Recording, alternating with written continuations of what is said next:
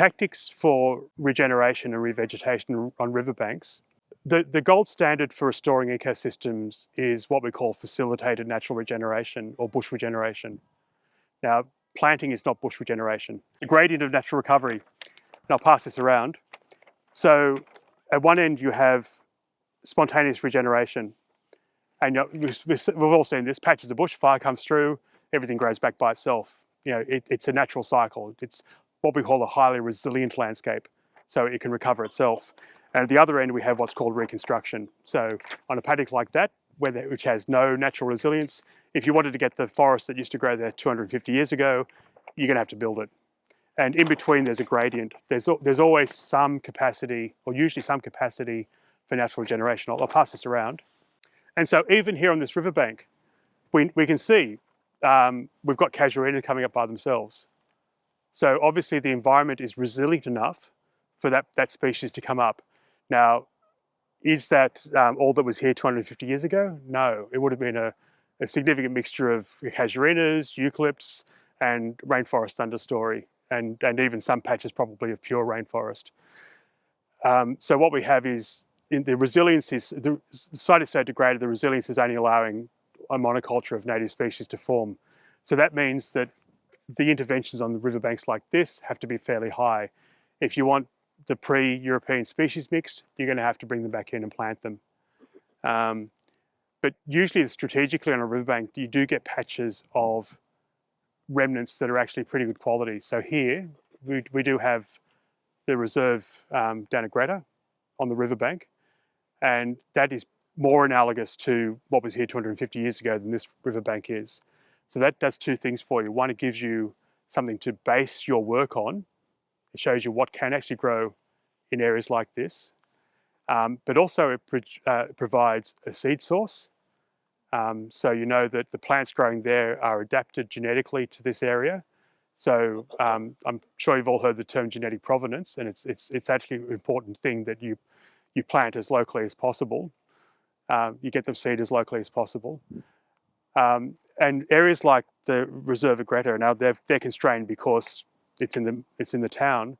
But even on a lot of properties, you do have small patches of remnant vegetation where you could look at them and say, well, okay, this patch might have 80% of the species or 60% of the species that were there pre-clearing.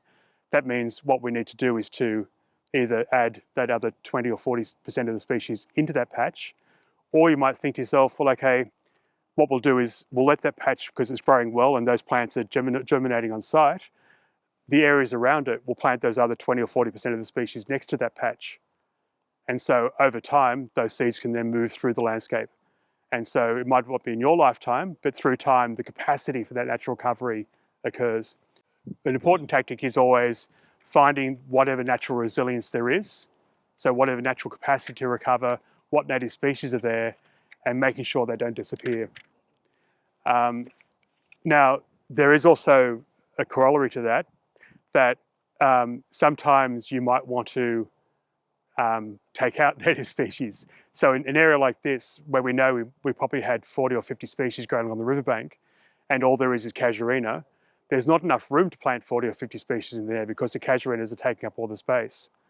So through time, and I'm not saying it would be the highest priority, but through time you might want to actually cut down some casuarinas and plant in, say, eucalypts and rainforest trees amongst that patch. Now, I'd say through time because at the moment you've got plenty of cleared riverbank to do that kind of work, and it's probably more important to get the good diverse native vegetation in the clear patches first, and then you might think about, your kids or grandkids might think about, reducing their casuarina load a bit. But also from that perspective, it might mean that you might not want to plant too many casuarinas in your cleared areas, because you know that at a landscape scale, for habitat, the cockatoos love the casuarinas. There's plenty of them to live in. And so you might want to plant the things that other species can use. In terms of restoring a riverbank, moisture and nutrients are both a problem and an opportunity. So establishing vegetation, and especially in degraded riverbanks like this, you're going to have to do a lot of planting. and so you need water. I mentioned that a lot of riverbanks are actually hydrophobic, and so they're actually quite arid environments. Or when it rains, they're too wet. You've got to take that into account when you're planting as well.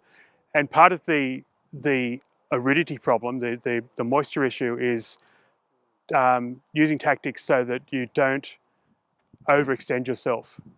A lot of Landcare projects have failed or not been as optimal as possible because they tend to scale up too big too quickly, and the maintenance kills the enthusiasm, and you can't maintain everything. So with the moisture and nutrient levels, it means you can get pretty good growth rates on your native plants if you can get them watered, but it also then determines the pace at which you can work. So some riverbanks, like at some of the places I worked at the Hawkesbury, the soils were quite good, had good water holding capacity, and so they could actually plant in much larger areas than you could actually do, say, here in sandy soils. The nutrients means that you're going to have some advantage of tree growth. Also means you're going to have disadvantages of weed growth, because the weeds like the nutrients, and so it sort of frames the rate of work you can do.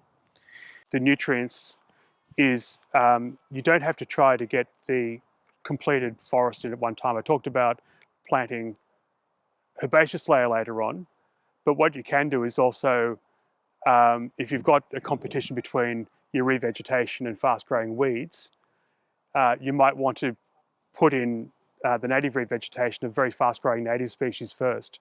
So get a framework planting in to start getting a bit of shade in, so that you can actually control the weeds more easily, and then put in the secondary species.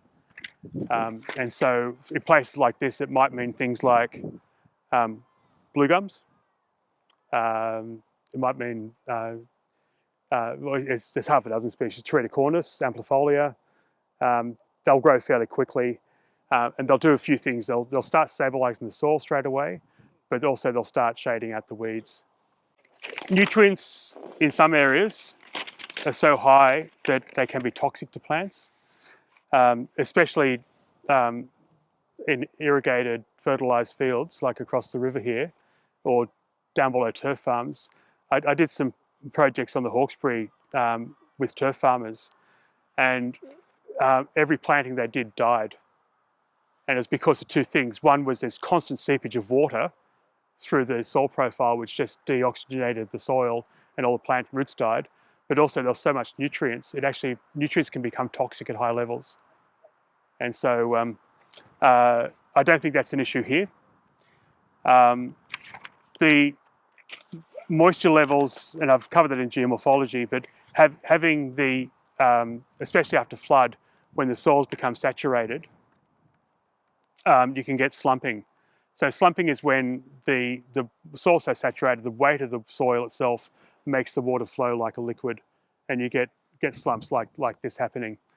Now, that is an important consideration for your revegetation, in that, and I know I said this earlier in the talk, but there's two issues. One, if you're planting just on the slope, that produces a lot of extra weight, vertical shear weight. And so if the soils are saturated, having narrow revegetation can actually exacerbate slumping. So what you need to do, as we discussed before, is you need to make sure you've got a complex root system as far back as is needed. And so the trees further back are holding the soil together further towards the river. And part of that decision-making process too, with the plantings, is complexity is the key. So many plantings use 2 or 3 species, in the past, and you don't have the complexity of root systems to hold the soil together at different times. So casuarinas have lots of surface roots, but they don't have deep roots, and so they can fall over in floods. Having casuarinas on top of the bank is just putting weight pressure downwards. It's not actually holding soil laterally. So having a range of species of different heights, different strata, will hold the soil together much more readily than simplistic. So over time, you are wanting to get as many species that would have been here originally back in here. But again, as I said before, you might want to sequence them. If weeds are too much of an issue, you might want to sequence it. And also, again, in terms of saturation of soil, making slumping more likely, you might not want to plant heavy trees right at the edge of a slump because that might exacerbate it. You plant back where the ultimate angle of repose is going to be. So again, here, eucalyptus about here, and then smaller shrubs and trees there, knowing that they're going to be sacrificed eventually. We've covered geomorphology a bit, but in terms of restoring banks, revegetation does to the geomorphology of a river the same thing as a rock wall does.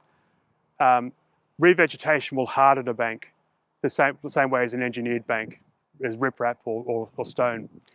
And that's because it is making the soil in the banks more coherent, more resistive to flood, to damage, to slumping. And so at a Landcare group scale, it's an important consideration, because if you harden a slope, harden a riverbank in one section, and your neighbour downstream doesn't, it actually makes their site more vulnerable to erosion, because water is flowing past your patch faster, hits their patch with no trees, and it can actually cause scouring. So this is why the Landcare cancer is important. Always get downstream involved. A way to mitigate that risk is also to work at reach level, a river reach, so the straight section of river or one whole bend, and that means that you're less likely to get downstream issues from doing vegetation works. Vegetation on one side of the bank will also exacerbate erosion on the opposite side. And so because you do have deflective energy on normal time, so you can actually have the attacks of the toe if energy is being deflected that way. But also if you've got a hard bank on one side, as high flows come down, they'll actually deflect and reflect back across the other side. And so ideally, a Landcare scale restoration project of a riverbank would be at reach scale and both sides of the river. And that has so many benefits, not only for making your work easier, but also ecologically, geomorphologically. We talked a bit about slip zones. We do have the toe erosion, and we've got some classic examples over there. And we talked about some of the tactics for stopping toe erosion. Large woody debris is one, but also reeds.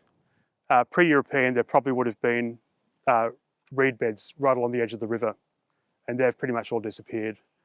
There are ways to establish reed beds. Large woody debris is one. You can also set up some artificial habitat to establish reeds. We did some work on the Hawkesbury and the Gloucester Reach, and we invented these things called Gloucester Boxes, which were made up of pallets, and essentially they were a leaky planter box put into the river bank right at the toe, cabled in, so basically deep stakes in so they wouldn't move out, and we're able to establish reeds in those boxes. So what they did was any sort of lapping waves, any wave energy that was coming in was dissipated by the pallets, and there was enough space for the water to get through.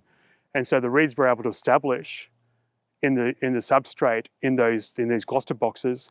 And then because a lot of the reeds will come up from rhizomes, they come up from the base, they're able to then establish outside the box.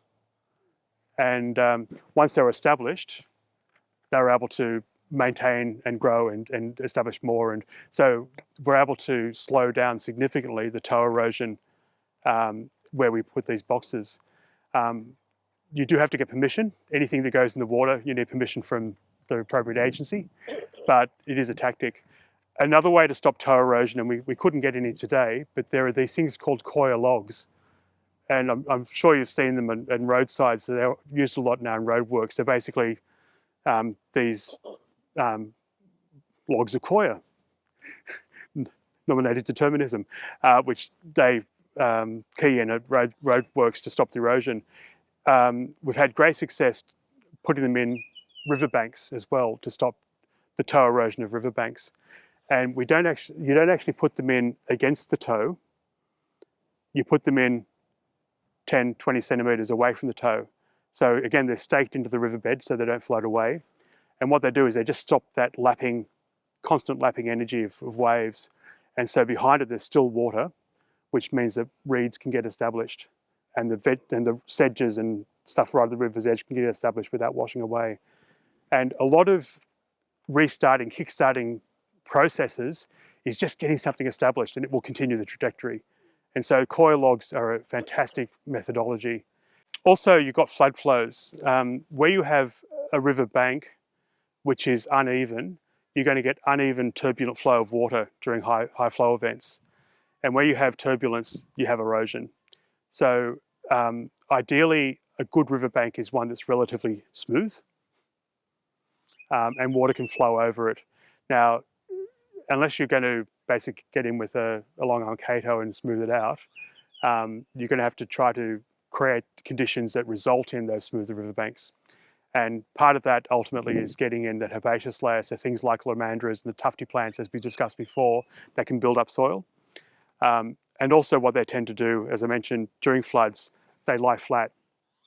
And so they protect the soil from scour. And so while it might not be possible to establish a lot of these plants immediately in a revegetation project, they are critical in the longer term. And ideally too, even though it's almost impossible to try to get back all the species that would have been here pre-European, as long as they're in the landscape somewhere, once the system has been relatively revegetated, even if it's patchy in terms of the species mix, species will move around and you'll start getting things popping up. So the question was, is there a planting density ideally for things like lomandras? The answer is yes and no. Like all things, you've got to read the landscape.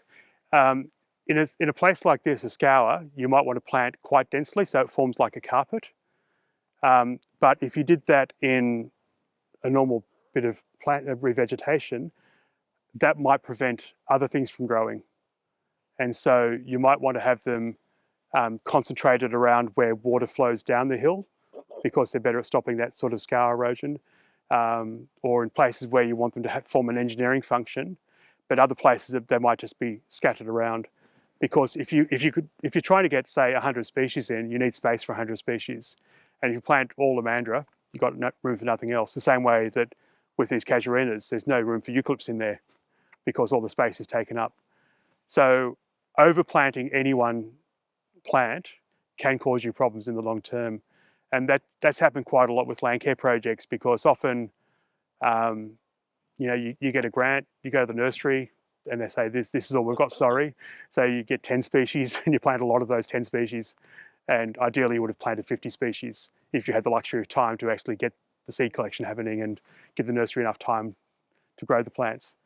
So that doesn't mean that you might not want to plant dense lomandra now for a particular engineering purpose, and then take some out later on and plant other things. But you want to minimise that amount of double handling, double work as much as possible. I'll cover two more things very quickly here. One is connectivity, and in terms of river connectivity, we've talked about corridors before. You need corridors and you need nodes. So when you're planning your work, and getting back to the idea of planning, think about what you want to achieve. If it's unlikely you're going to have create habitat for sea eagles straight away, but you could create habitat for small birds. So plan the species, plan your density, plan your distance and size according to what your aims are. There's going to be multiple levels of those decisions. So you need a certain width for geomorphological stability, and then if you want certain ecological functionality, you then plan for different widths. So it might mean that in some places you might have your 10 meters top of bank. Other places you might go, well, okay, let's get 3 neighbours together and plant all together so we get a 10 or 15 hectare patch of bush, which can then be resident habitat for a whole lot of species. So that collaboration in creating nodes is important. Also, in terms of landscape scale, joining your work here with the vegetation up in the hills is probably a good ultimate aim as well. So don't just think about these as separate things.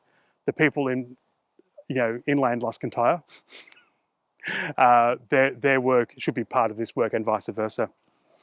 The only other thing I'd cover with connectivity is that it can take time, and you can also have negative impacts with connectivity. So the taking time is that, a lot of species take time to actually create the proper habitat.